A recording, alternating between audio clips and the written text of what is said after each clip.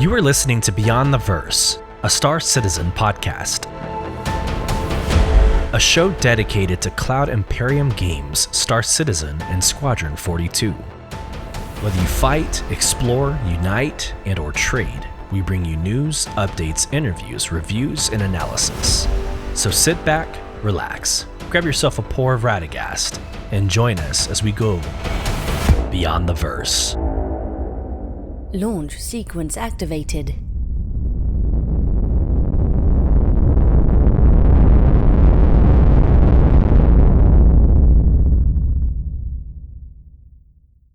Hello, friends, and welcome to Beyond the Verse, Star Citizen podcast. I'm your host, Sulyce, and this is episode 75 we're calling Pirate Week.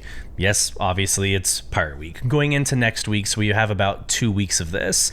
But on today's episode, we're going to be covering exactly that, Pirate Week 2954, how it differs from previous years, and what we're excited about for this year. A Pirate Week-themed community giveaway on a Beyond the Verse Star Citizen podcast first. It's super exciting. We've had a lot of engagement with this. Really excited to be going through the responses. I'm going to select the winner real time here on this show, and I'm going to actually show y'all how I'm doing it to remove all subjectivity, right? Objectivity, removing it all. So you can see behind the curtain. I'm very, not paranoid. I'm very aware of how sometimes content creators can get perceived whenever there's giveaways. So I'm going to put it out there. I'm going to show y'all how my beautiful mind works. We'll get into the Blockade runner reactions. Me and the org, Soul Provision, last night did.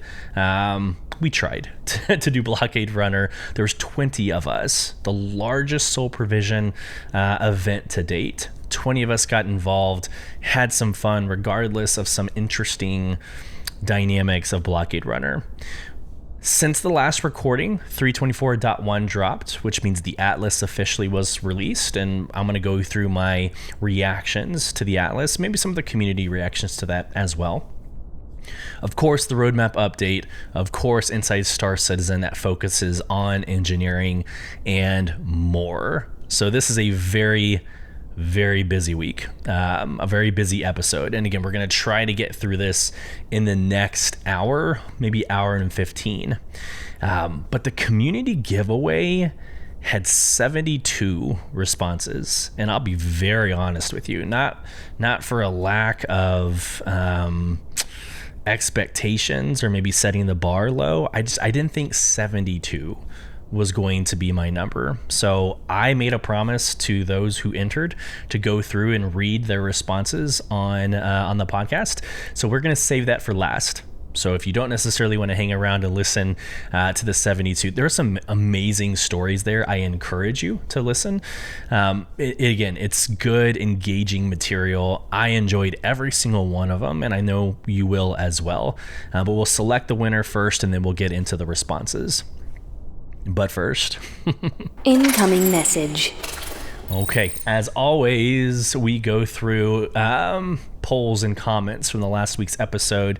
Now, I received feedback, and it's very fair feedback, that this is starting to become a very long segment of the podcast. It's usually 15 to 20 minutes, sometimes more. And I want to be respectful of all the other content we have. So if we're already going over an hour, which was my intent for this podcast all along, if we're already going over it, I think I can still read comments. I can still address the polls, but maybe we don't linger too long on this segment. So I'm going to share my screen for those of you on YouTube just quickly. The poll question that we asked in episode 74 was, which Zeus variant will you be getting, or which one's your favorite regardless? So we had 14 votes come in, and overwhelmingly the CL, the cargo version variant of the Zeus one. So at 57.1% of votes, that would be your cargo hauler. We had 21.4% say none. They said, no, not my thing. Zeus is not my style. So I thought that was interesting that came in second place. And 14.3% in third place was the exploration variant. And then the 7.1%, only one vote came in for not the military variant, but the, I guess the interceptor. What are we calling the MR? It's got like the prison system in the back, so I guess an interdiction, or I guess a police force, a military force version of the Zeus. Straight to the comments section. Let's go. We have 4 responses. The first one's from Jason Funk. Quote, second pack was purchased for future friend. Okay, so real quick, this goes back, I think, 2 episodes ago when I was asking about the CitizenCon goodies pack. And then I responded to their response. They said that they got 2 packs, and I asked why. So this is Jason's response as to the why they got 2. So again, quote, second pack was purchased for future friends, for org members who I'm hoping will join the verse in the next 12 months. I'm a big time sucker for anything UEE Navy, so that flight suit and helmet was a must. Right there with you. Or a giveaway if you're a content creator. By all means. Next quote from Sean. I think that the Zeus will be just another Crusader Spirit scenario. It will definitely replace some starters, or be the second step after a starter, but it's a bit pricey to be as common as, per se, the Cutlass. Yeah, so this goes off of my quote, and I still believe this. I'm gonna hold to this, but I think the Zeus will replace a lot of people's if they are flying the Crusader C1 as their everyday. I think this replaces the Crusader C1 as an everyday flyer. 1, looks better. 2, I think it has more capability, has more size, and it's just a joy, right, to fly, or it looks like it's going to be a joy to fly. Next quote from Bravo 1. Agree that someone else said, I believe the Zeus will be just a second step ship. As far as the looks of the ship design, personally not my style, but then again, I'm running a C2 as my daily, which reminds me of the C5 Galaxy, and I just dig the spacious cockpit and look of it. Yeah, the C2, so first off, the C2 is a phenomenal ship, absolutely phenomenal ship. As an everydayer though, hey, props to you. That is too much ship for me. For it to be a daily ship. And then I guess my question for you then is, like, are you able to defend yourself in a C2? If you are just solo and you're flying around in the C2, like, what does that look like? I haven't ever tried. That is a sincere question. What does it look like to defend yourself solo in a C2? Last quote from Dakota Riley.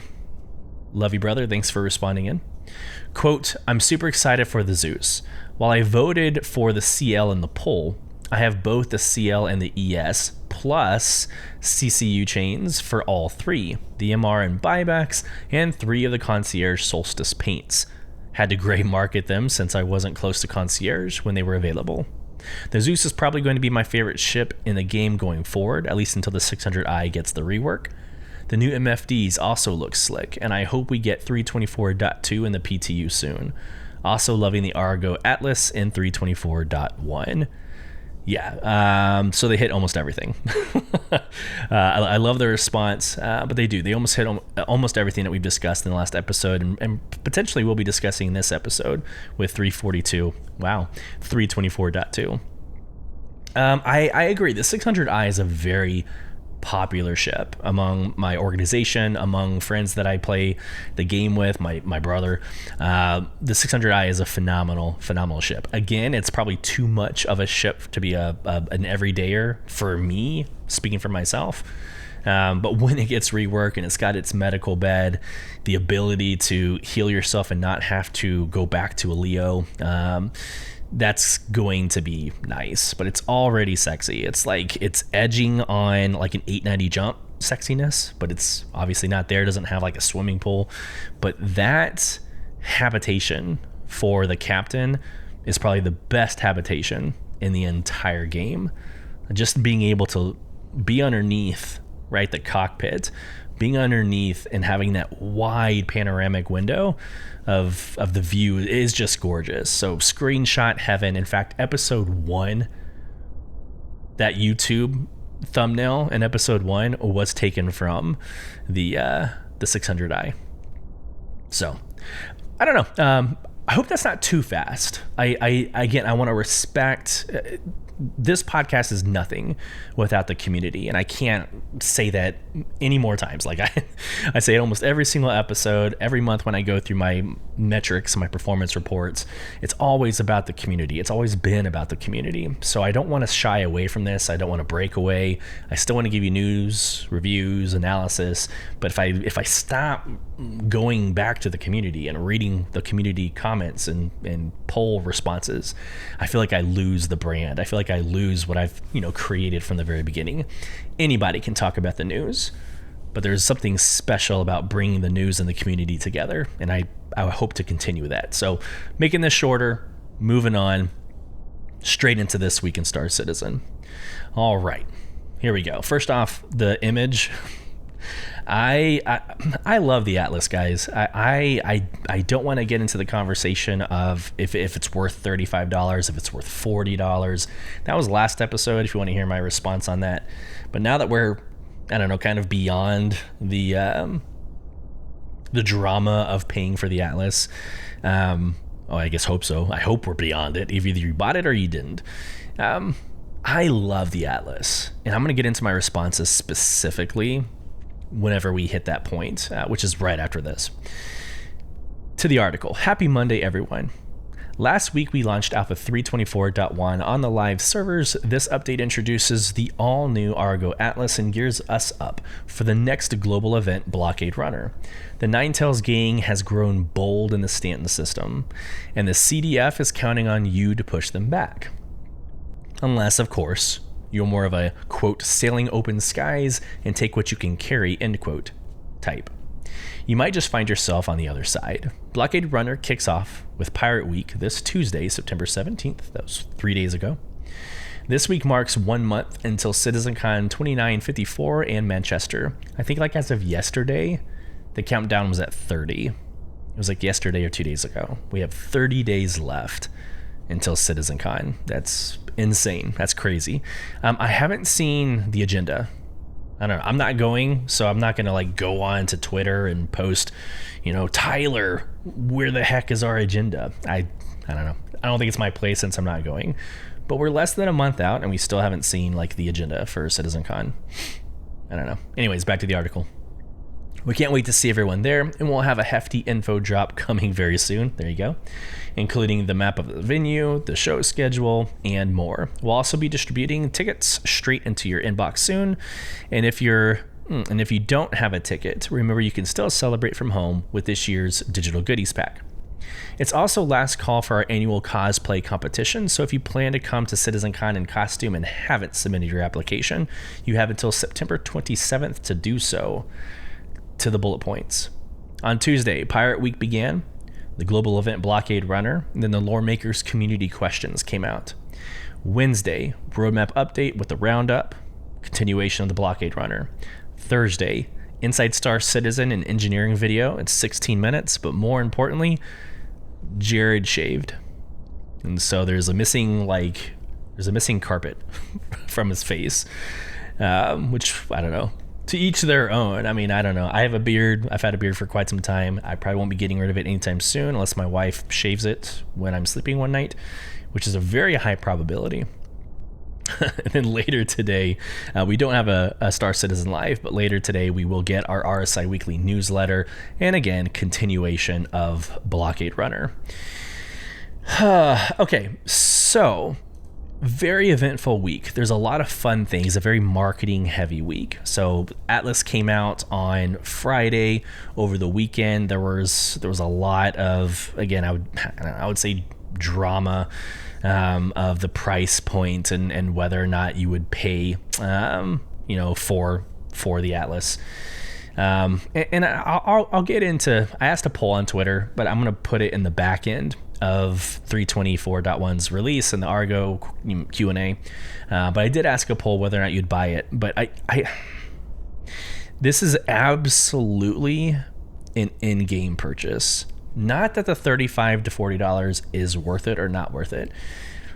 It's, I don't know, like use your real money for the larger ships that will take you years in game to get or several months in game to get. That's just my personal philosophy. save up. Like once you've gotten all the bells and whistles and you're good to go, save up for that Idris, save up for that Hammerhead, the $750 Hammerhead. Like save up for those larger ships, because in game it's going to take you several months to get. Or if you're an org leader, spend actual money on those org ships like the Orion, so that org capital ship for mining, or even the Reclaimer, which is a little bit more affordable, but the Reclaimer, that's an org level salvaging ship. Like that is what I would personally spend my money on, not these small microtransactions of an Atlas here, some paint jobs there.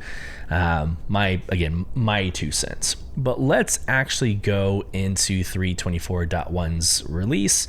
I'm going to share my screen, and I'm going to actually share the larger version of the screen so you get the whole experience here. But the main drop for 324.1 was the Atlas, and we knew Blockade Runner was going to be part of this release as well, or at least I announced it a couple podcasts ago. So it didn't come out on Friday. Blockade Runner did not come out on Friday, but the Atlas did. And so on the screen you're seeing it in animation.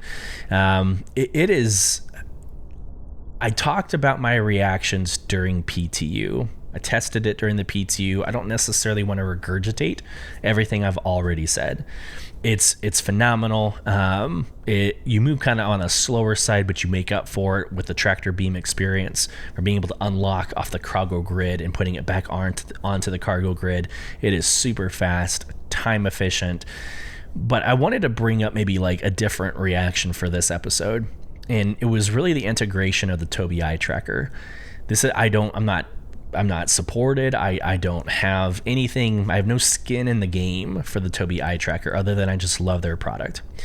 I highly recommend it. I think it's the number one peripheral that you need for the Star Citizen experience, even over joysticks, in my opinion.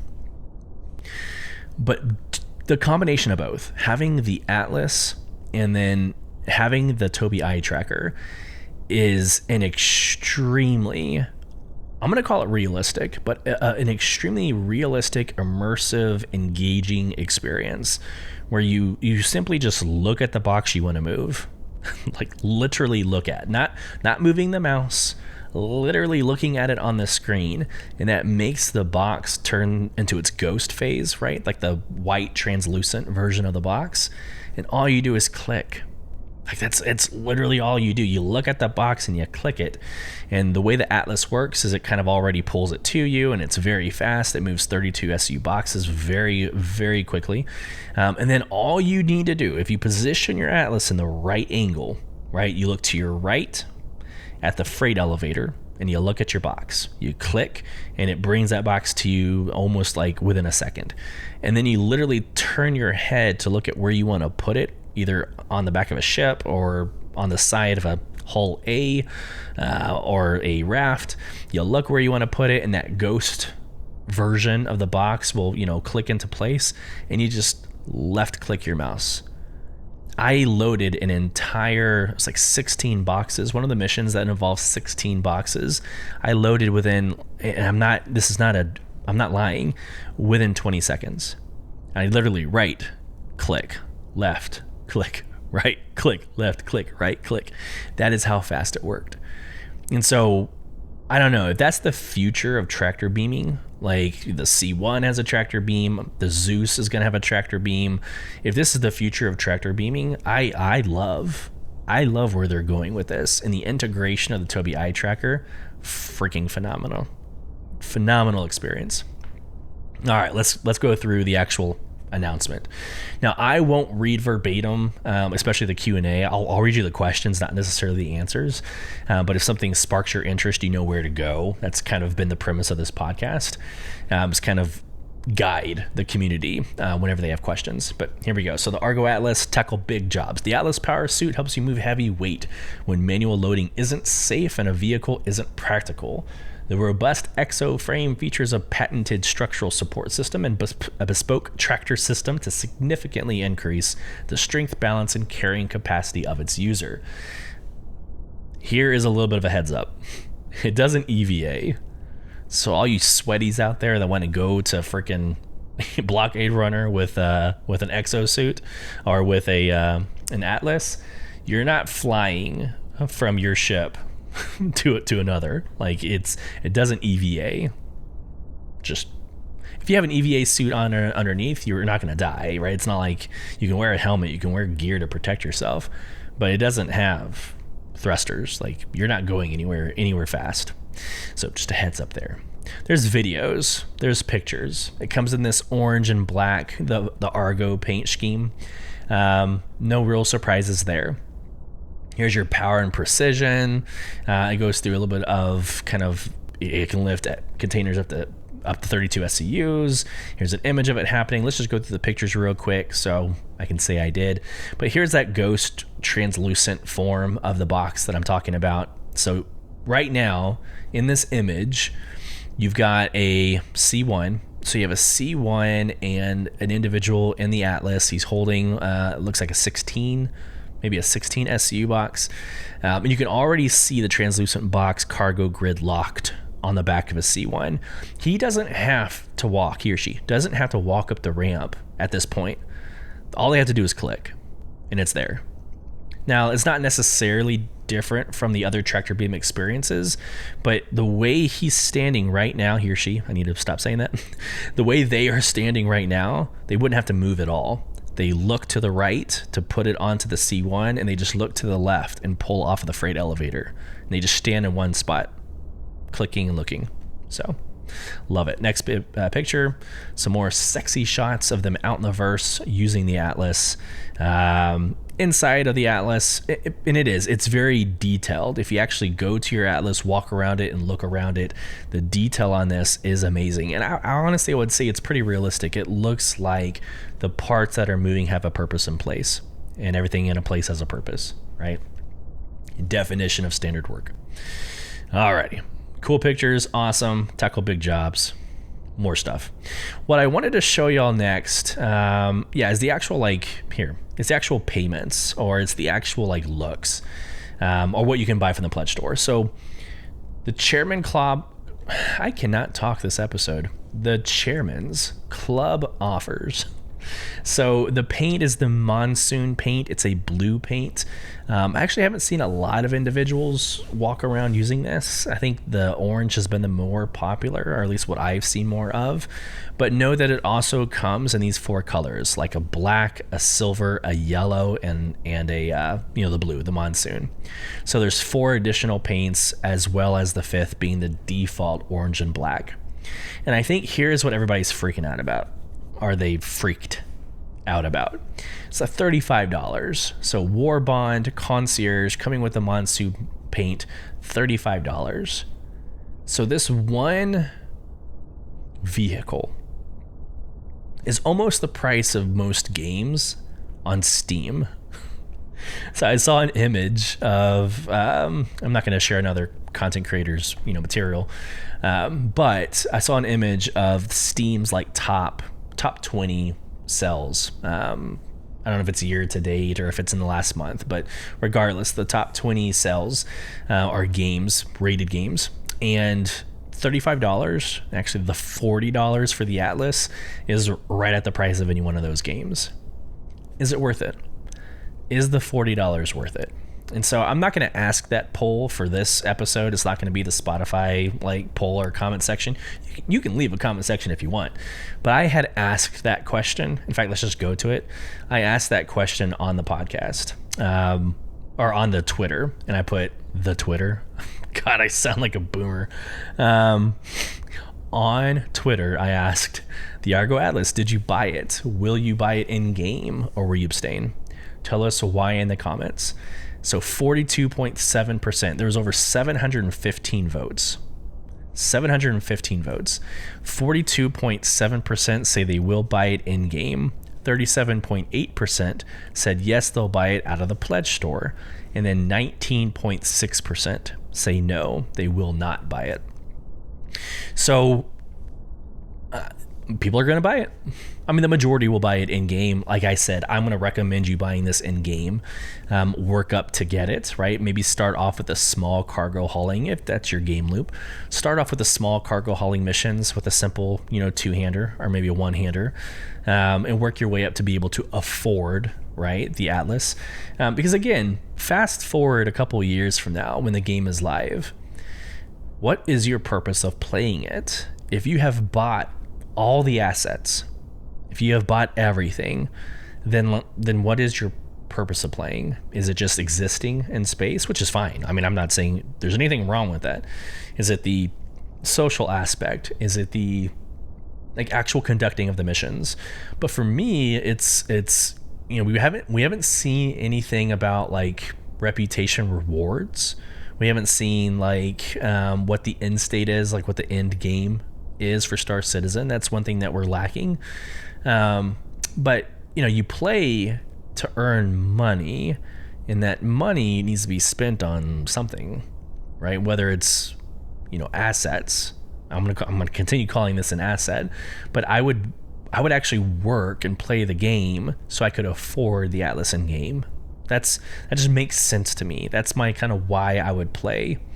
Now, you would need money for other reasons. If you're preparing for an org night and you need more ammunition and more supplies, obviously. But from an everyday perspective, if you've bought everything, what are you truly trying to raise money for? I don't know. So I have this mental block personally. I have this mental block where I'm going to spend real money on the ships that are going to take me months to get. I'm going to, $200, $300 or more. And then I would hold off on these smaller ships, right? The Zeus will more than likely be the last ship that I buy. Unless of course they release more ships, which I know they will. Classic Star Citizen. Here's your standalones. So your standalones, that's not concierge, $35 for the Warbond, $40 for just your basic Atlas that you can upgrade to. You can always upgrade to this and it be quote unquote free. So there you go. What are your thoughts on the Atlas? Did you buy one? Did you not buy one? Do you like the paint schemes? Do you like its functionality in game? I mean, I feel like there's so much to discuss about the Atlas beyond the $40. I would love to hear my community's thoughts on this I would say game-changing, very unique style of an asset. It's definitely nicer than just a fourth version of a cutter. I don't know. It's completely different from what you've seen in the past. All right, I'm gonna go ahead and move on. We do have a Q&A section for the Atlas. I'm gonna move on. We're already kind of running behind on schedule, and I want to make sure I give appropriate time for Pirate Week, which is the namesake for today's episode. Welcome to Pirate Week. This is it's one of my favorite events. Okay. So Invictus Launch Week and IAE are basically your marketing, your paywall events. So 2 times a year, but you really feel like you're part of this massive game during those events, right? They're huge. They're showroom, showcases. You see every single ship in game. You can fly every single ship in game. Yes, I know Invictus Launch Week are just military ships, but for IAE that's happening in 2 months, you're going to be able to fly literally everything in game. I love those events. So it's very hard for Pirate Week to compete with those 2 events. So those 2 events aside, Pirate Week consistently is one of my favorite events. It's quirky. It's quirky. It brings out, I would say, the fun sides of the Star Citizen community. So you get those, not griefers, but the pirates. You get the pirate version of game loops, very, very out there at the forefront of a lot of conversation. And it's encouraged and it's celebrated. Again, if you are a solo player and you're playing Star Citizen and you just want to play by the rules, I feel like I need to say this. Piracy is an acceptable part of this game. It is encouraged and promoted by CIG. And quite honestly, as much as I also just kind of want everybody to be nice and play along and make my life easier, I like piracy being in the game. It adds a level of risk. It adds a level, I'm gonna say, realism. It puts another layer to every single game loop, right? So cargo hauling, maybe I'm not gonna leave my ramp open up to my ship. Maybe I'm not gonna leave it open so that people can see what I'm hauling. A C2 that is full, top to bottom, fore to aft, of cargo. I'm not gonna leave my doors open because piracy could happen, right? And there's nothing smarter than a human, right? Like the artificial intelligence that's inside of video games, not ChatGPT, none of that stuff, but the artificial intelligence that are in games can only do so much.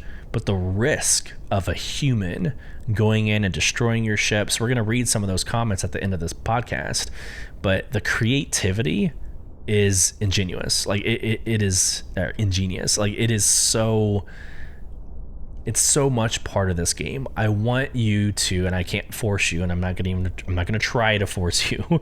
I want you to be able to see the positive out of piracy. I do. I think you're going to need to, especially with Pyro coming out in the next X number of months. So here we go, Pirate Week. Once again, we hoist a glass skyward in revelrous appreciation of pillage, plunder, and a cargo hold brimming with contraband. That's right, you scallywags. Pirate Week is dropping anchor once again. Batten down the hatches and set a course for merry marauding. We got new liveries, and again, part of the giveaway today. So later in this episode, we'll go through my beautiful mind spreadsheet. We're looking at all 72 responses. I'm going to randomize those, pick the top one, and they will get the Origin M50. The Origin M50 Skull Crusher paint, which is new. You're seeing it on the screen in front of you. The digital copy of Star Citizen, and of course all this is with lifetime insurance. But these are the paint schemes. It is a very awesome. You heard it a couple episodes again. I love the black and reds, and put a skull or anything violent on the paint and you have me. I'm going to buy these paints. So, and I just said I don't do microtransactions. Well, I will buy these paints. I'm okay with that. All right. So again, you have the skull, almost looks like the Punisher skull that you see on a bunch of vehicles in real life.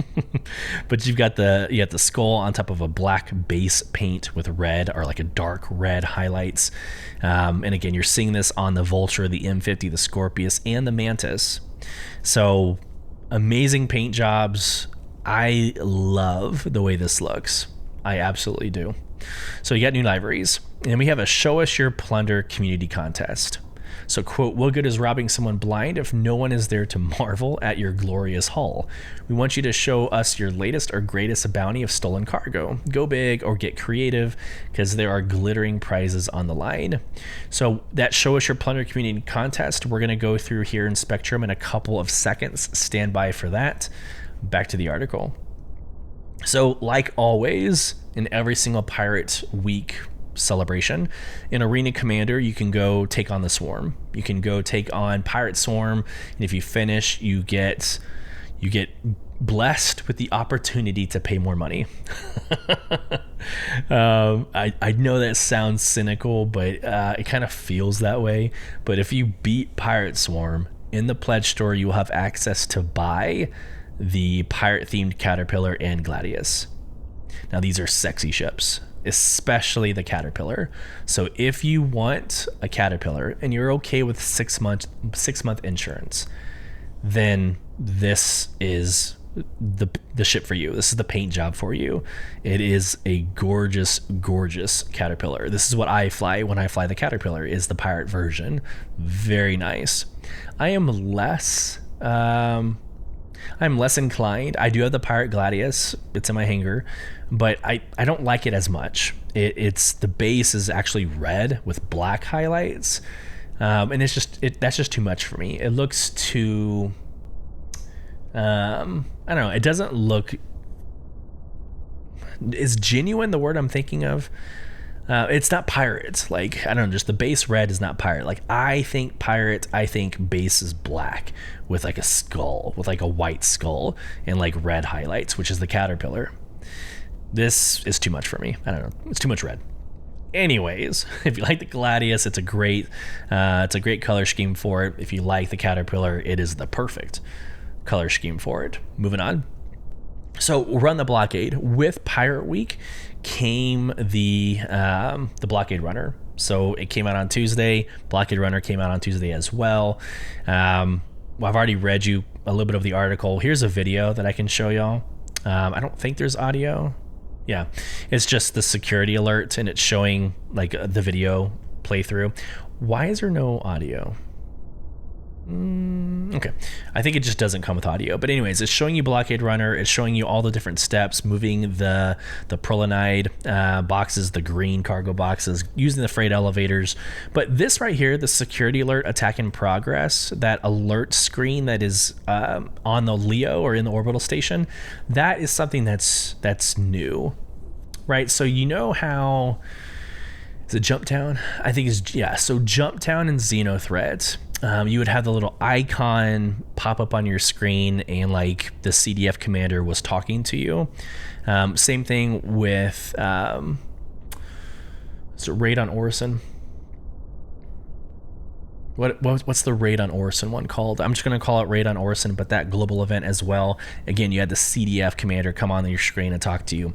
What's interesting and what I like about this version or this game loop or this Blockade Runner is that the intercom on Everest Harbor, which is what we were doing last night, the intercom actually comes on and everybody hears it. They advise civilians to not fly in space at this time, to hunker down like you would hear potentially in real life. Right, so the screens change that say security alert, attack in progress, and again, you're hearing it on the PA system. Like you're hearing this like warning, it is not safe. And y'all, it is not safe. Like there is so much carnage happening outside of these LEOs. It was difficult for us to actually get to our location last night. And I'm gonna save our experience for when we touch Blockade Runner here in a couple of seconds. But it's just an amazing addition. Very pirate-esque, right? Going and stealing cargo back from people that have stolen cargo. So in a sense, you're also participating in piracy, maybe the good version. You also have, and this, I think this was also present last year, but you also have this this puzzle, this treasure hunt, right, to stay within the pirate theme week or the Pirate Week theme. But it's something that you had to decipher. There's some hints. You can open up the image. I'll do it right now. You can open up the image. You can read the quotes on the top right. It hints about places and things around Stanton, around the verse. And so, like, if you go to Reddit right now, I don't know if they've solved it yet, but if you go to Reddit right now, there's an entire like community thread of hundreds and hundreds, maybe thousands at this point, of responses on people that have gone, discovered something, who think they might know what the first clue is. It's a very community engaging experience. But you're looking at it right here. There's 4 hints. They're going to release more throughout the next couple of days, potentially probably next week before the event ends. But when you're done with it, you click on over, or actually it's right here, can you crack the code? And you put the answer here in this box. And it looks like you might get these coins, right? So let's just read it. Pirate legends run deep in the verse, and sometimes it can be hard telling the truth from the tales. But methinks we might be onto something here. Behold, a treasure map of yore. If any crew or bold privateer stands clever enough to decipher the clues and follow the path, a shiny challenge doubloon, so a coin, awaits. 4 cunning clues await ye now, with more surfacing later this week. So we might actually see more clues in the next couple of hours. Well, this is cool. At the back of the coin is the Star Citizen logo, and then the front of the coin is the pirate, the skull that is used on the liveries. The liveries, and part of the subscriber promotions, right? It's that same skull. Alrighty, moving on. Limited time packs. You've got some packs you can buy if you haven't already, which I think most listeners or watchers, you already have your starter pack, but here are some pirate themed. It's the pirate themed color, so it's like the it's either the black or it's like the metallic chrome with red highlights. So here's the Avenger Titan. It's, again, the base is like gray with lighter gray highlights and red highlights. Same with the Cutlass Black. You could spend $600, and I'll get into this here in a second. But the Scourge of the Stars pack is like $600 of all the new stuff that is here for this pirate-themed week. I'm going to respond in a second. Then you got a couple of other packs that you can buy from. Here's a Dual Enforcer Plus Skull Crusher paint pack for $350. Let's keep going. All the paints. If you want to get every single pirate-themed paint ever released, $86. And it's a lot, right? So if you click on more info, I mean, I'm not going to go through every single one of them, but you get the Solar Winds paint, Skull Crusher paint, the Skull and Crossbones paint specifically for the Cutlass Black, which is very beautiful. It's very awesome. And then you got the Meridian paint, which is like that silver, the chrome, right, color. Okay, let's just go through it. Let's just talk about this. Scourge of the Stars pack. Okay, let's just click on more info. Okay. Here's the drama. So $600 behind ships. There's the Vulture, M50, Scorpius, Mantis, right? So those are your ships. However, there is also, if I go to also includes, salvaged skull SCU containers. Salvage skull 1 SCU container, 2, 4, and 8 SCU container. This is the only way to get it. So these awesome, and I'm gonna see if I can try to, is there a picture? Come on, picture. I don't think there's gonna be a picture. I'm gonna have to, I wish I could show y'all. So if you watch my screen on the Scourge of the Stars pack, right, it's gonna be this other picture right here, that right there. It's a skull version, or livery, if you will, for the boxes. All right, so number one, awesome. They're looking at customization of SCU boxes. Great, cool. I can think more, I can think beyond colors. Like, what if you made SCU boxes that you couldn't detect what's inside of them, right? So like when you get scanned before landing at a Leo, imagine having, you know, these up-armored cargo boxes that you can't scan, or it can't penetrate what's inside of it, right? I'm like imagining all these things. Well, they just basically announced or released that they're doing at least paint schemes for boxes now. Great, awesome. That's gonna look sick. Imagine opening up the back of a Cutlass Black and seeing an entire cargo bay full of those pirate-themed boxes. It's great. The only way to get them is paying $600. What a miss.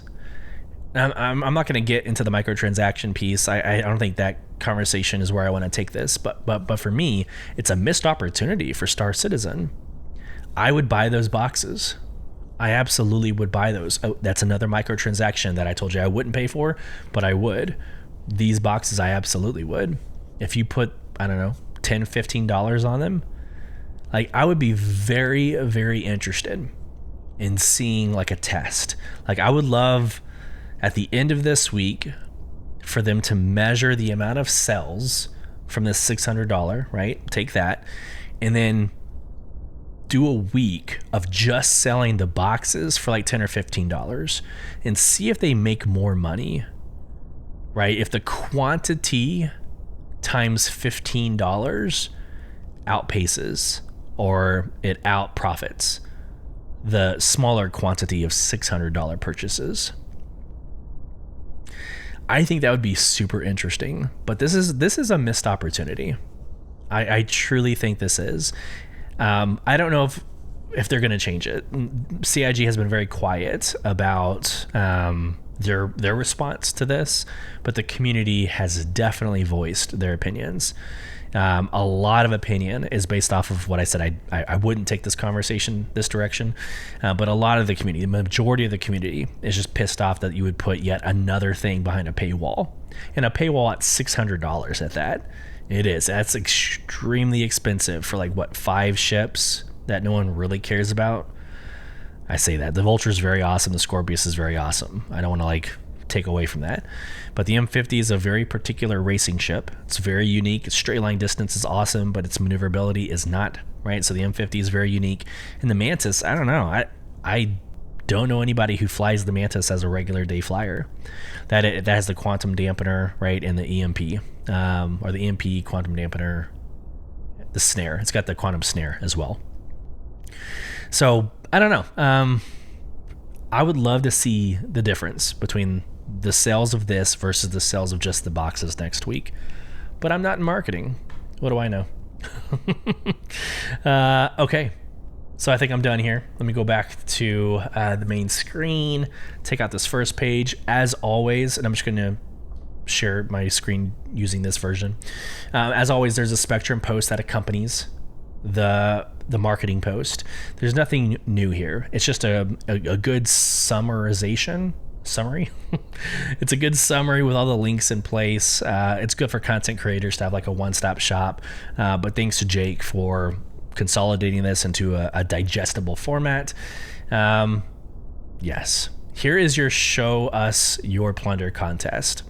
So how to participate. During Pirate Week, we invite you to capture your most exciting adventures in the verse as you plunder your way to richness. We want to see bounty and cargo stealing, whether you're faring on your own or with a group of friends. We want to see the best of your pirate spirit. Furl your sleeves, take sight of belayed treasure, of tungsten and wine, and show us your most daring moments, and let the galaxy witness the pirate within you. Please read the contest rules. All right, what you can win. In first place, the RSI Scorpius standalone in-game ship with lifetime insurance and a Skull Crusher livery. Second place, RSI Mantis. Third place, Origin M50, which is what I'll be passing out at the end of this episode. All with lifetime insurance, all with the Skull Crusher livery. So if screenshots are your thing, which I know there are many in Soul Provision, my organization, that love their screenshots, here's where it's at. So do it. It's a good way of getting a free ship. Okay, Blockade Runner. I love everything about Blockade Runner. Let me just do this. All right. Let's go with last night first. So I spent a lot of time yesterday preparing for Blockade Runner. There's a lot of moving parts, a lot of coordinating. You've got to go to an objective. The objective is usually like a cargo ship surrounded by security. So you've got to go to an objective. You have to take out the threat. You have to soft death the cargo ship, whatever it is. And then you've got to offload that cargo onto a cargo ship of yours, right? Because you can't like repair the enemy ship, which that would be an awesome loop.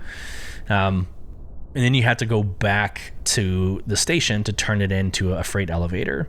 However, when you go back to the station to do that, there's a swarm of enemy that are around the site. And so this is not a solo mission.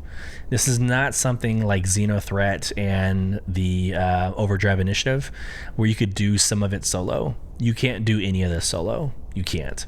You've got to be in a group. You have to be in an org. You have to be in hopefully a general chat party that just worked out for you. I luckily am part of Soul Provision. Soul Provision had 20 people last night. Like I said at the top of the podcast, 20 of us signed up, which meant I had free. I had free game to set this up the way I needed to, and so no precedent. I had to go back to my military experience in order to like really plan this out. So I had an Alpha team, assault team. I had the Bravo team, support team. I had the Charlie team as a logistics team, Delta team as a QRF that was pulling security, running sorties around the objective. And then I myself was part of the headquarters element that was reconnaissance and surveillance. So first on site to report back intel, vice versa. So obviously I was in an eclipse. So it was very fun to plan, extremely fun to plan. I had my officers in Soul Provision as team leads. I created a comms plan that the fire teams were in their own Discord channels. So the 4 or 5 of them had the freedom of communication within that group, but then we use the in-game chat, so the F12, the general chat, we converted that over to party, obviously, and we would do all macro direction, so all commands for the entire org were given through that channel. So when it was time to assault the objective, I would say, A team execute. And then we all knew what we had to do. So from the execution of it, it was an amazing org night. Again, 20 of us got into this. It has everything. It has cargo hauling. It has, I wouldn't say first person shooter, but it has you leaving your ship and EVAing and going onto the back of a ship, pulling cargo off, and just that dynamic. It has it all. We thoroughly enjoyed our night. However, these objectives are measured in the size of their cargo hull. So all that we saw last night were massives. So we saw maybe one large, but the rest were massives. So our cargo ships that we were soft deathing were whole C's. Well, the problem with the whole C's is they never had cargo attached to them. They didn't have cargo on the outsides if they were open, but for the most part, they were closed. So we were soft deathing closed whole C's. So we had maybe cleared out 5, 6 different objectives and could not get a single item off. It was very frustrating from like a, I don't know, did we complete the mission perspective, right?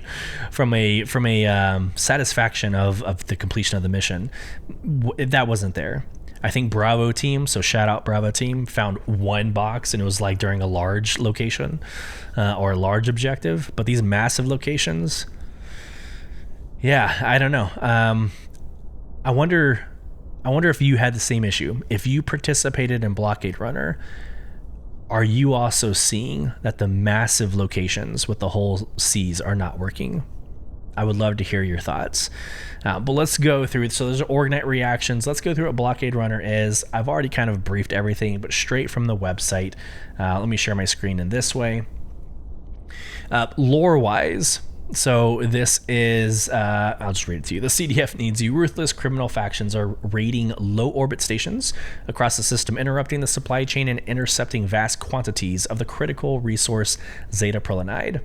It's a grim scene, but that's where you come in. The CDF, local militias, security forces, and even rival outlaws are going to need to step up to break the enemy blockade, take these stations back, and secure any stolen resources. Oh, and the cherry on top, Zeta Prolinide deteriorates at a rapid rate, adding a race against the clock to an already tense situation. Your skills behind the stick are going to be put to the test, but we know you're up for it. The system is counting on you. Just a heads up that the time, you have plenty of time. It's like 50 minutes, if I'm not mistaken. It's like 50 minutes. It was never something for us to consider in our planning phase of last night's operation. We didn't have to consider time. That's not a big deal. You can take out 2, maybe 3 locations. You can load onto a C2 and be back at the Leo within 50 minutes. Not a concern. So the dates, September 17th through September 30th. So we have, today's the 20th, so we have 10 more days. So we'll probably end up doing this again next week for our org night. So heads up there. The 2 missions, I already went through them. You got to go get, so the CDF alert, go get the cargo. And then out of the frying pans, you got to make it back. Just like with any other global event, the pledge store gets refilled with ships that you can buy.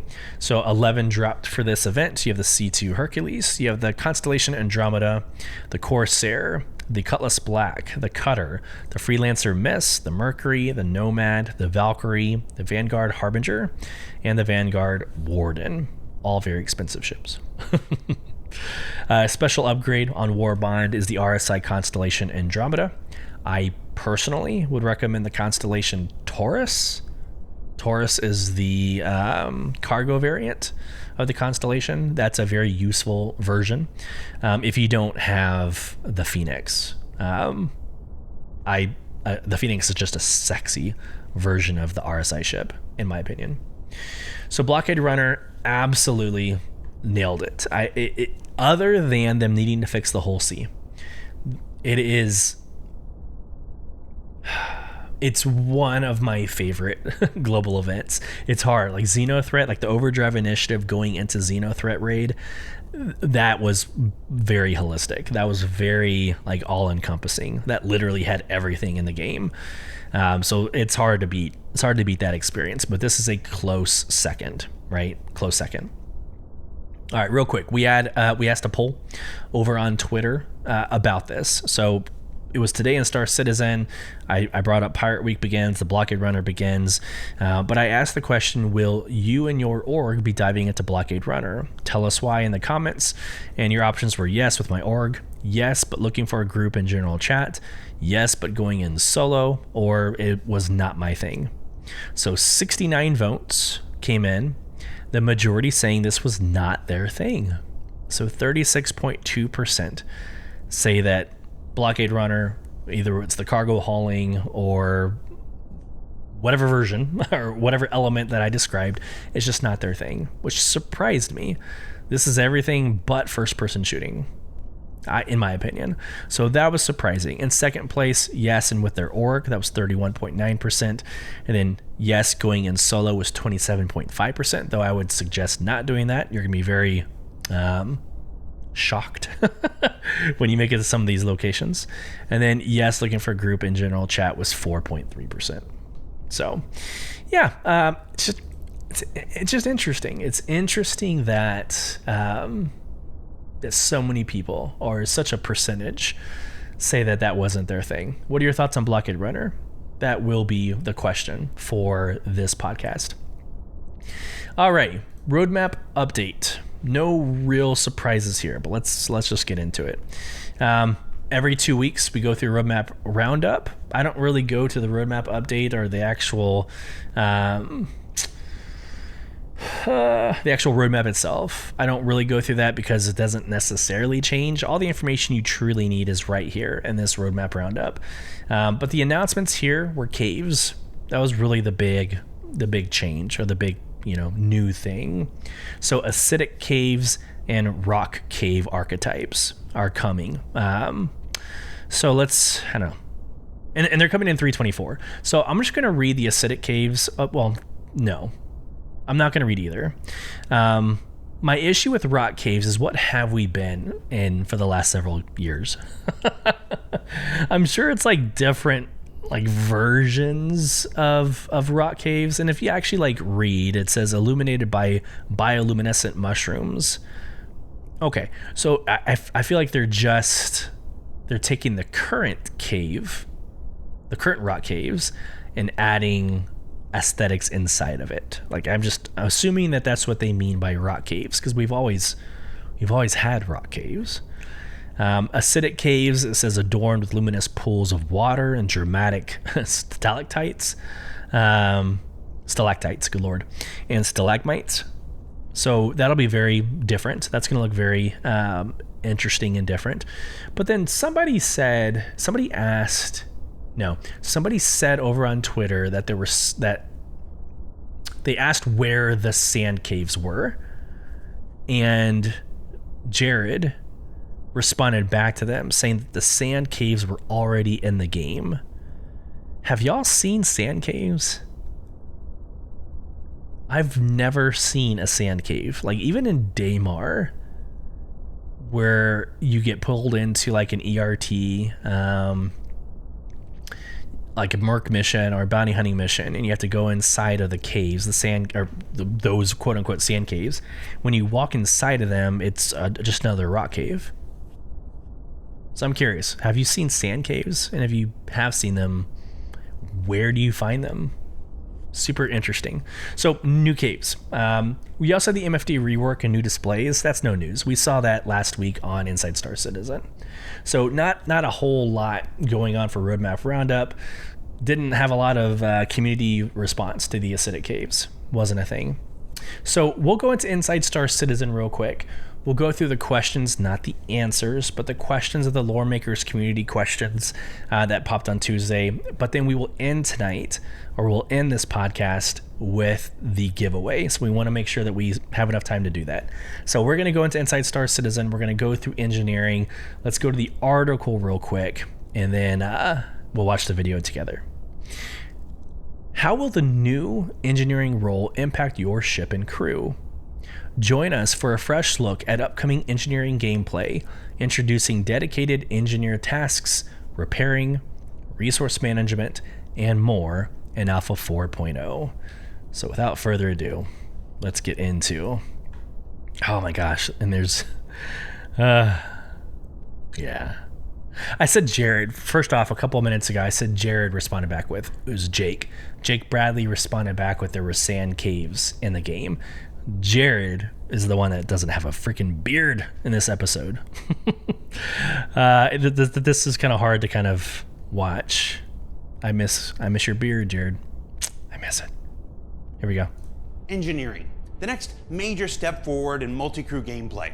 Built on top of the in-development resource networking system, itself a harbinger of fire and a new reality for all life aboard spacecraft. It's been the subject of CitizenCon presentations, Q&As on Star Citizen Live, explorations on Inside Star Citizen, and fervent discussion by many of the content creators in our community. And on this final episode of ISC before hiatus and we turn all of our attentions towards CitizenCon, we invited Torsten, Bastian, and Guillermo to update us once again on the current intention and implementation of engineering, and what you can expect when the first iteration makes its way into the persistent universe. Resource Network enables us to actually give you the gameplay that you were always looking for, which is having meaningful multi-crew gameplay, which means that it really makes sense to have multiple people running around on your ship, and that wouldn't be possible without the Resource Network.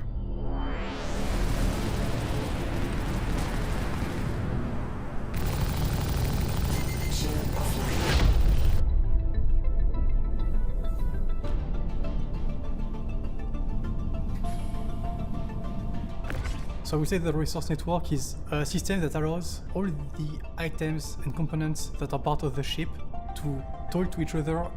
Every ground vehicle, every base, everything that runs in Star Citizen with resources. Fundamentally, Resource Network is a replacement for the pipe system we had in the past that you may have heard about.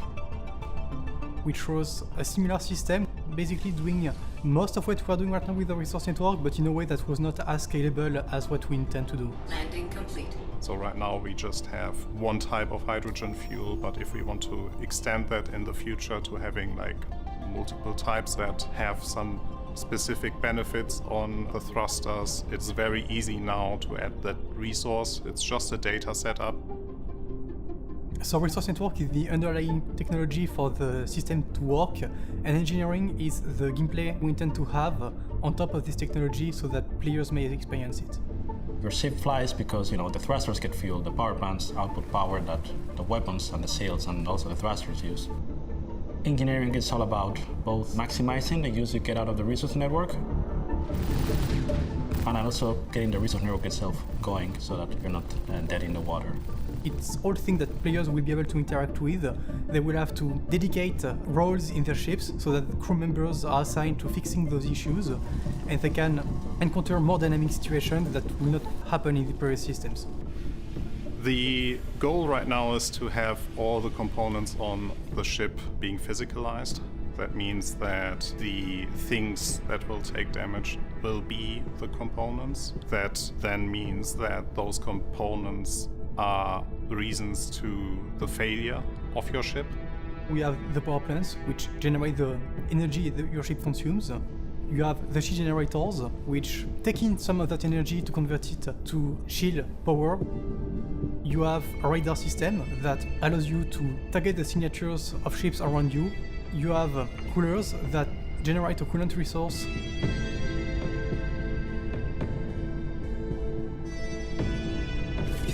It is all the weapons that you have, it's the quantum drive, but there are also new components that will be added to the mix, and that is the relay with its fuses. Then there's the life support generator. The biggest thing we are aiming for is switching from your health pool of the bespoke ship to just moving that completely over to the physicalized component. So damaging the component is damaging your ship. Attack I think this is the part where the biggest change for the players happen, because there the gameplay of repair comes in, and then you can revitalize your ship. So you can actually use your formerly dead-in-the-water ship after exchanging or repairing the components. So we mentioned one of the new components, which is the life support generator. So let's talk about life support. The life support does all the tasks necessary to maintain the life support inside the ship. So it's the temperature, it's the atmosphere composition, it's the pressure inside the room. Your main responsibility is making sure that there's always enough life support resource produced to maintain a healthy atmosphere in the ship. So making sure that all the CO2 that you breathe out is actually converted into O2 again. Or if you vented a room, that the room is filled again. If your room is getting too hot, it's cooled down again. So it's all about managing this resource inside the rooms. And as already mentioned in the previous episodes, it's life support management is also a good way to counter fire. Another aspect the players have to counter or react to is misfires on components. Misfires are something that is already in the game in some form. Thruster charges, seal generator failure, stuff like that. We're just expanding it a bit, and pretty much the idea is that, items that are damaged, that are too hot, or that, for example, are very old and degraded, will start misfiring. In some cases, that will be that it will take some extra damage. In other cases, it will be that they will stop working for a while. Other times, they will work indefinitely until an engineer comes by and manages to do some repairs. And some of the worst cases would be starting a fire, or in the case of, for example, power plants, engaging in a critical reactor failure and taking the ship with them. There is a chance that if the power plant reaches 0 health, it will run into a critical failure, and that critical failure then will cause the entire ship to explode. It will give the player the time frame to react to that. So either by removing the component and throwing it out of the door and preventing your ship to explode, or even countering it by repairing the component and bringing it up to life again. For the initial release, we have a limited amount of misfires, but we are preparing the system, or we did prepare the system to scale well for the future, so we can introduce multiple misfires, and that leads us to damage penetration. So damage penetration is a simplified version of what we'll be getting eventually with a more physicalized system, but essentially what it means is that now certain types of weapons can penetrate through the hull of a ship. This is a function of the weapon itself, its penetration values, and also of the armor of the ship, which can be depleted over time. So if you use ballistics, you have a higher penetration, which allows you to cut through the armor more deeply and touch the components inside the ship directly. As opposed to this, you also have energy weapons, which will be more effective at melting down the armor. The goal here is that you first need to bring down the armor health value to get to the fullest potential of your penetrating weapons. Then you can penetrate the ship and actually damage the components that sit inside the ship and not on the outside of the hull. Obviously, there's degrees to this. Larger ballistic weapons may have enough penetration against smaller ships that it will be able to penetrate directly, but it's all of a game of choices, and it's going to depend on your ships and your weapons. So with damage penetration and misfires happening, that brings us to repair. As your fight progresses and components take damage in your ship, it becomes the duty of some of your crew members to first investigate what are the issues caused by battle damage, and go there to physically replace the parts in your ship. So you have your multi-tool, so you have the salvage and repair, and the repair part of it also affects now ship components, precisely like what you see in the Arena Commander module. You will be able to repair items that were fully destroyed. You will not be able to repair the item to its fullest, so you cannot repair an item that got fully destroyed to 100% health again. So to repair your ship components to the fullest, you actually have to bring them to the shop again and do the station. or if you did think ahead and brought spare items with you, you can simply exchange them to pristine new ones. But with the caveat, it only works, just as a reminder, for size 1 and size 2 components. Size 3 and above cannot be exchanged using the tractor beam detach and attachment. So now that we looked at what your responsibilities are in the physical space running around in your ship, let's take a look at what you do on the virtual part, which is power management and analysis of your ship on the engineering screen. So the first thing that you will see is the 3D view of your ship that highlights the location of all the ship components and how they are actually connected, where the relay positions are, what's the status of the relays are. You will see the holograms of each component. As you can see, they have different colors. What they are representing is the overall state of the item. So an item that is very damaged, or it's on fire, or it's not getting enough power will be in a critical state. Items that are less damaged, are receiving only partial resources, or are going through a misfire, may have moderate colors. And items that are otherwise fine will have the functional or blue colors. The biggest change that happened to the engineering UI screen is basically the power management part of it. We moved away completely from slider control for every individual item. There is indicator now for fuel. This is not relevant for the initial release, but it will be relevant for the future. Next to it, you see the power plant. The power plant segments gives you an idea of how many power segments you can distribute to the ship items. And on the right of each of the power bars, you can generally see the temperature bar. If it goes into overheating, the item will stop both consuming or producing, and it will be completely inoperable until it cools down again. So that means that assigning power to your coolers in advance is probably a good idea if you're going into a fight. All the items on your ship generate heat, so this is where you can see the amount of heat that each item has accumulated, and you can see the amount of coolant that you are producing and whether or not you are also running a deficit.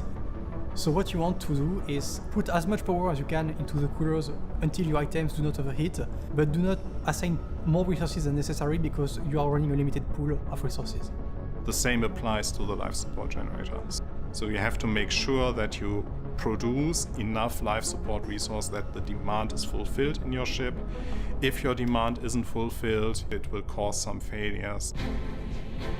There's also a notifications panel. Here the main warnings about the state of the ship will be displayed. If an item is damaged, doesn't get enough power, or is misfiring, it will create a warning. You will be able to see it as a notification.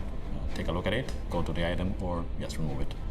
So you have an option that allows you to basically log the controls so that you or the pilot, which has access to the MFD, which shares some of the power management functionality, do not conflict with your controls. So by locking this, you are able to override the MFD settings to only have it being authoritative from the engineering station.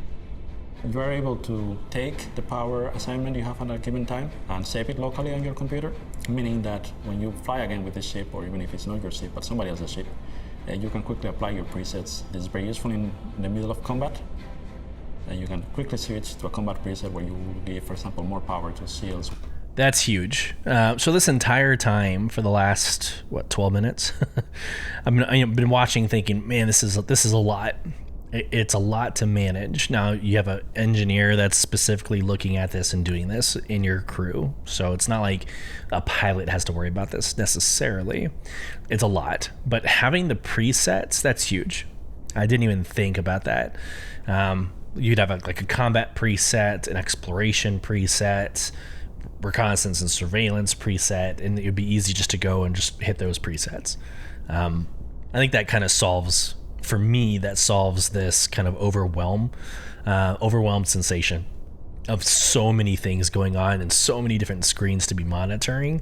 Like in combat, that would be insane. Or moving between, like doing blockade runner, so combat into cargo hauling into somewhat of an exploration loop. Having the presets would help out significantly for sure. Weapons and thrusters. Or at the same time, you may want to have some nap mode preset where you reduce the power to everything, and just put it on the bare minimum so there's no degradation or misfires related to power use. So you can set a preset on your ship and then jump on somebody else's ship and load it up? Indeed, your presets are stored locally, so as long as you have access to the screen and you're using the same ship, you can apply a preset. Obviously, if the components have changed or the ship has a different loadout, the preset might not apply perfectly and you might need to adjust it, but it gives you a quick baseline on how your power is assigned. We hope that with these changes, players will have more varied opportunities to experience the game. We'll encounter more situations where it feels relevant and enjoyable to have multi-crew gameplay in the ships, so that you do not think it's just about filling in the battle positions, like the turrets and the pilot seats, but it's more involved gameplay to actually manage your ships and try to fix the ongoing situations that occur within them. And we also hope that this makes larger vehicles, which have more interior space, both more troublesome but also more enjoyable to play with. We are still working hard to get it done for all of you. There are ships that already have the functionality. There are still ships that we are working on.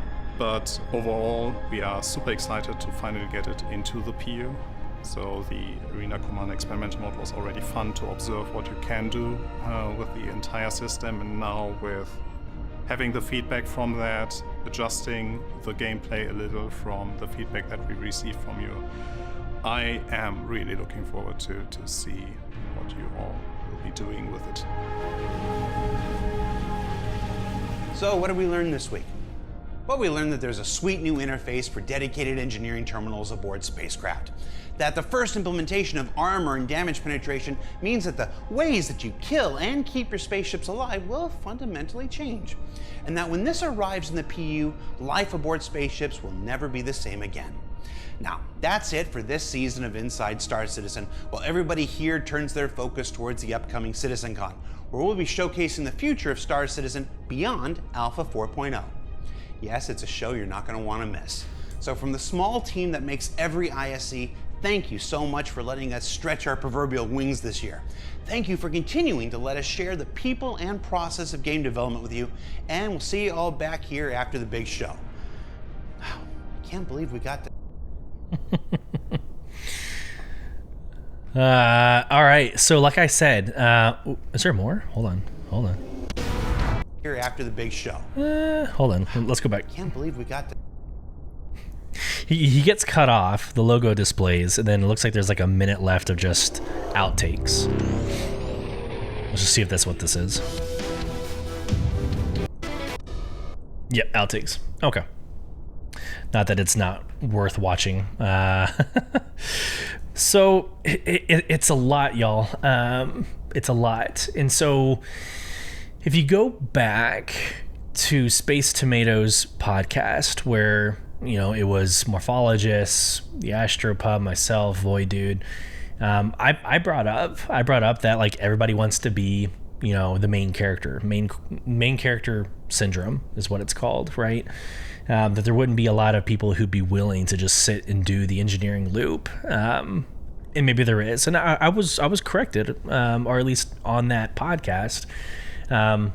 None of them wanted to fly. All of them wanted to be engineers and just kind of live on a ship and do this work.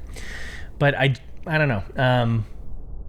In my 30 plus years of gaming experience, people escape to a game in order to kind of be their own hero. And I'm not saying that's wrong. It's just... This is hard. It's hard. I think from a day-to-day basis, you want to be your own hero. If you're playing solo, even with like 2 or 3 people, I can imagine you want to fly your ship. We have a lot of people in our org who want to drive their Caterpillar or their C2, want to participate. And again, nothing wrong with that at all. That's the point. The point of gaming is to do what you want to do. However, I kind of also correct myself a little bit, because there are a lot of people in Soul Provision that on a Thursday night will sacrifice their ship.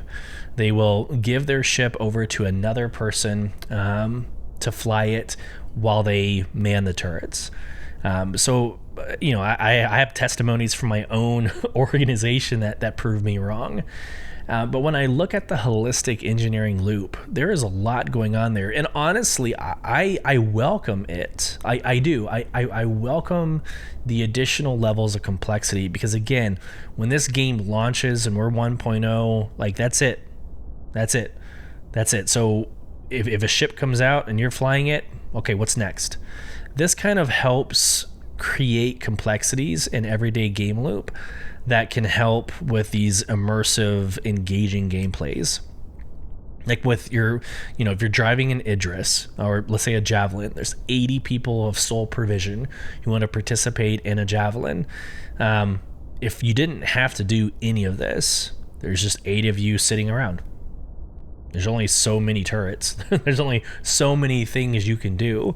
But imagine having like a fire extinguishing team, a repair team. You'd have to have individuals looking over the monitors throughout the entire ship. You're gonna have all these other game loops that happen in the Javelin alone, no matter what massive game loop you're doing. So you could be going to Blockade Runner, you could be exploring, you could be doing Xenothreat, but you're having all these other game loops occurring simultaneously on your Javelin, on your Idris, on these multi-crew ships. And I think that's fascinating to me. I would love to see it come to fruition. Like, I would love to see what this translates into from like vision to actual execution. Because again, there's a lot, and I love everything that I'm seeing. It's just a lot. Okay, on Tuesday, we had the Lore Makers community questions. I'm going to read the questions, and if something interests you, you know where to go to find it. But here's some questions. Who are the private security officers stationed around Orison? How is Xenothreat accessing the Pyrostatin jump point? Timeline incongruity with Rest and Relax and Pyro. Do you often incorporate game errors into lore? Now, I knew about Jumptown, but Bennyhinge is another example. That's on the asteroid in Yella. There's a bunch of like vending machines that look like Stonehenge. Bennyhinge, go visit it if you haven't been there already. UEE Special Forces units.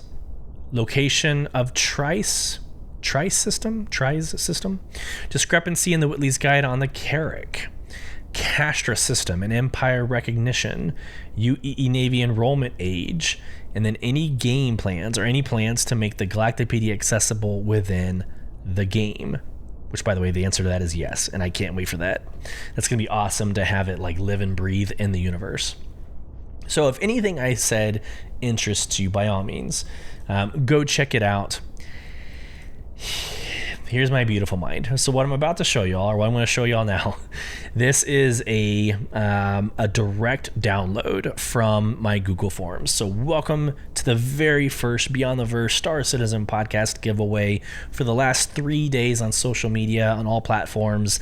I've asked individuals to go to this link. It's a Google form, and input some administrative information, but then answer the question, what is your favorite memory of piracy in Star Citizen, either done to you or you have done to others? I put a character limit of 500 characters or less, which is just under twice the amount of a tweet. So we do have 72. Now, some of these are short, but before we get into that, let's determine the winner.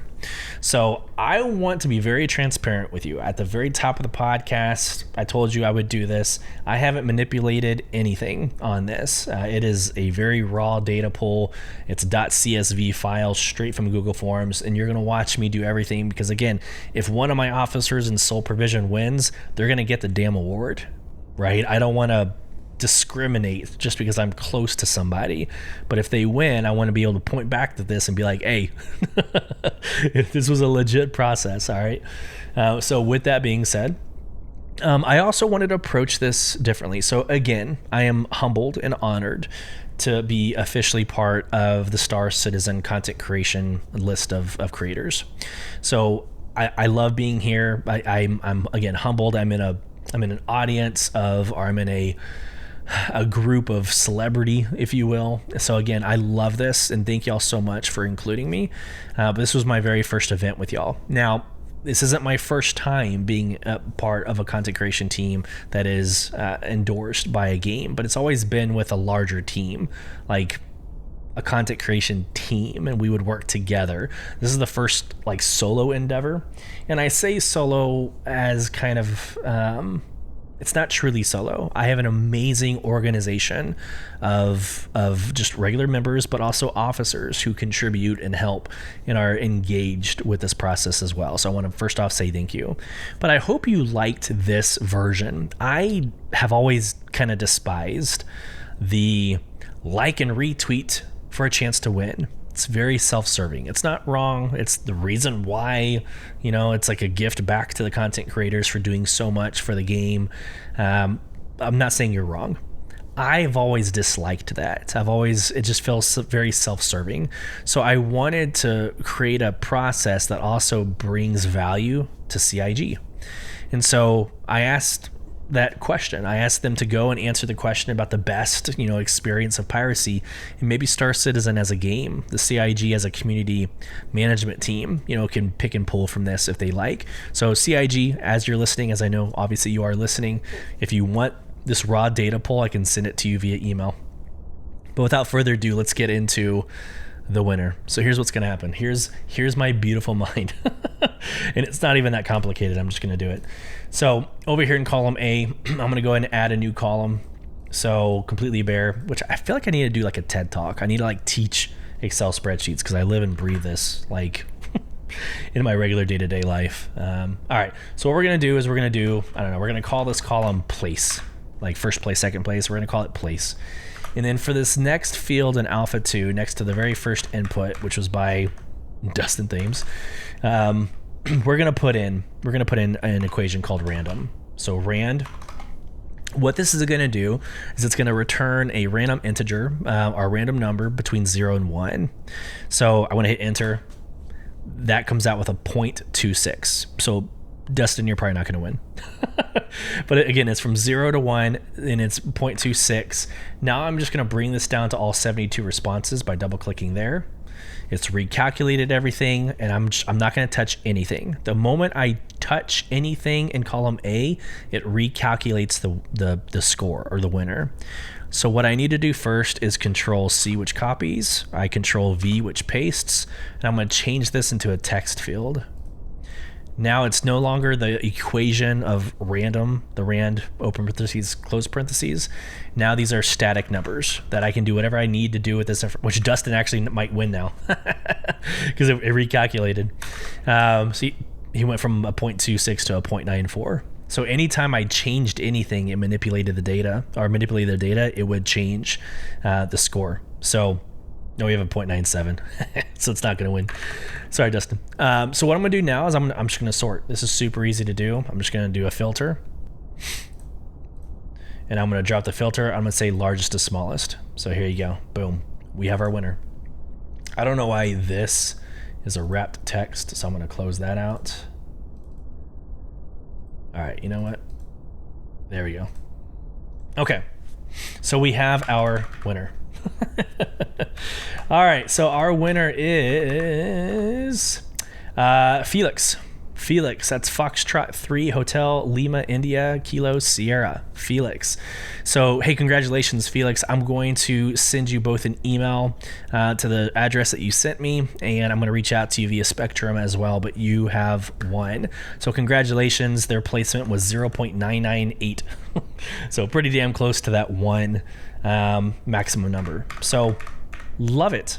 Congratulations. I do want to go through these answers. I do, and it's not too long, guys. It's 72 entries, 500 characters or less. I do want to go through these, and so I'm trying to figure out the best way to do this. I'm gonna hide these columns. I'm going to maximize this to the full screen, and then I'm going to wrap text. That makes it a little bit more digestible. Okay, so first entry, watching Shroud's stream. So there you go. The winner, Felix, responds back with the favorite memory is watching Shroud's stream. Next one. I flew down to one of the RMC selling surface sites and ran around for like 5 minutes looking for the terminal. Finally found it and spent all of my UEC to fill up my C2 up about 3/4 full. Got gunned down in front of my ship. Dude spent about 30 seconds shooting at my cargo door to open my ship. When I said in proximity chat, "Hey, I'll pay you my profits if you let me sell," dude said deal and revived me and left me on my merry way. I paid him what I promised him too. Super cool experience. I remember the first time I read that comment, and like that to me is like true piracy. Like that is a cool, transaction between two individuals, right? Somebody who could have just been a total jerk. It would have been allowed. It would have been like successful piracy, but ended up being just a good experience all around. Next quote. Had someone sneak on board my Carrack back in like 320 or something around then. I didn't notice him, but my buddy who was in the med bed noticed him sneaking up with his gun drawn as we were in quantum travel. We then proceeded to down him, heal him, and rinse and repeat until he logged off. Yeah, you got to make it painful for sneaking on your ship. Next one. It all started just above something field. Just above something field. Someone just been robbed, so I head there to see I can join. When I got there, several ships were watching the area, so I snuck up next to one and I hanged around and asked a question. RP a bit until someone asked if I mean to be a pirate. I've been invited to a group, and during that short free flight week, we robbed over 8 million of credit, as well as fought adversaries holding pickers under lockdown. Still not as cool as the one where I was hired to be a pirate. Yeah, that's awesome. That's awesome. Next one, with a caterpillar. I transported valuable goods, but a pirate hammerhead showed up and attacked me. I quickly jumped into quantum. It was intensely emotional. Next, when I was new to the game, I was running a simple box mission when something new caught my eye on the screen, a place called Grimhex. That sounds cool, I thought. Curious, I flew to it, excited to check out the location. As I approached the station, everything seemed fine until I got jumped by a pirate in a Cuddy Black. Before I even had the chance to react, I was blown to pieces. And that's how I found out Grimhex was the pirate hub. Yes, Grimhex is a dangerous location. I've never been a pirate, but I believe the situation stirred my survival instincts. A cutlass attacked my MSR while I was on a planet, but little did he know that I had a railgun. With one shot, his ship went into soft death. Then I killed him with a P6 when he got out of the ship. When I got into the cutlass, a pleasant surprise, 4 boxes of slam. I transferred it to my ship and sold it for 70K.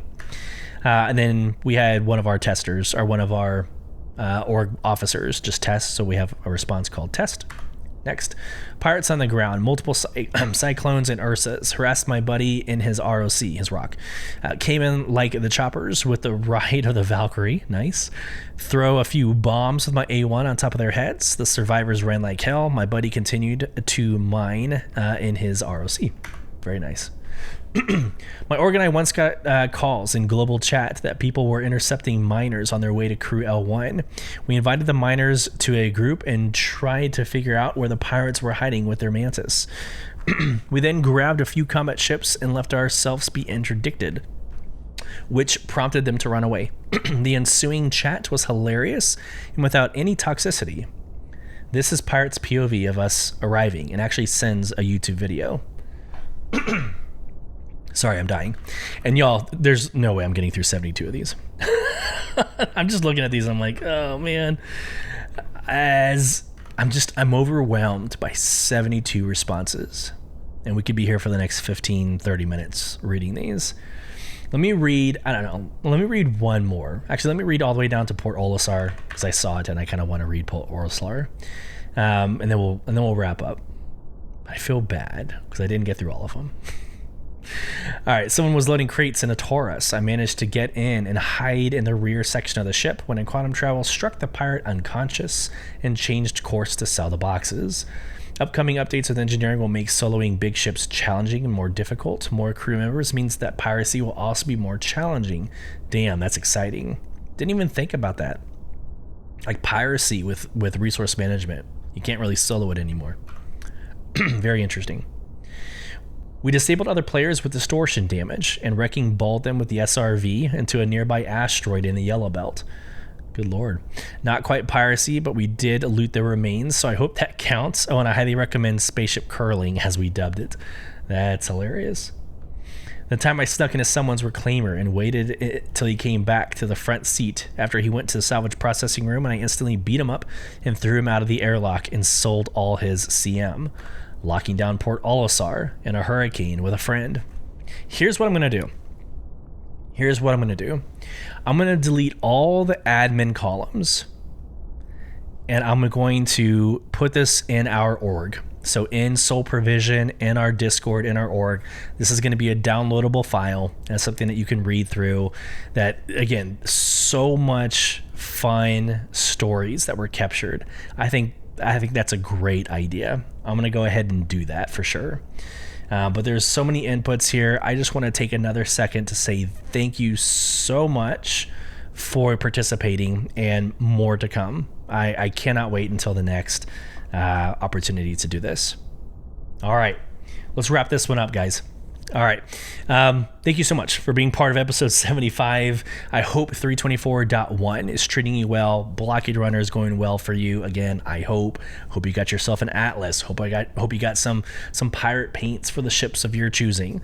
If you want to become part of the conversation, again, over on Spotify at the end of each episode is a poll and a comment section. Please feel free to engage in both of those. If you want to email us at contact@beyondtheversehq.com. I will more than likely read whatever you send to me. We're in this kind of maturing phase of trying to figure out the best use of our hour and a half time on the podcast, but I will get through the emails. I will get through the comment section for the time being. You can also join our in-game organization called Soul Provision at www.robertspaceindustriescom/orgs/provision. Again, we hope this finds you well until next Thursday. Safe travels as you traverse Beyond the Verse. Take care, everybody.